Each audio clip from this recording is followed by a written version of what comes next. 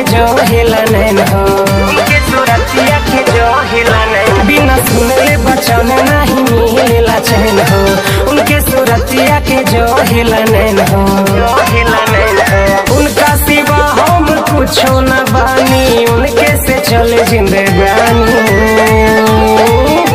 कि अब हम चैन से जिया तानी कि जब से प्रभु में आइल बानी, कि अब हम चैन से जिया तानी कि जब से प्रभु में आइल बानी।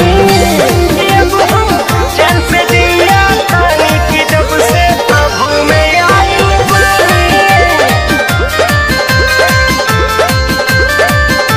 कि अब हम चैन से जिया तानी कि जब से प्रभु में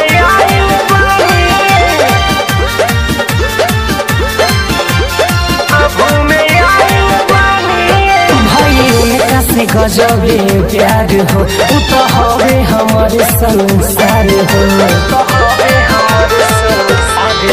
भाई उनका से गजबे प्यार हो, उ तो हवे हमारे संसार हो।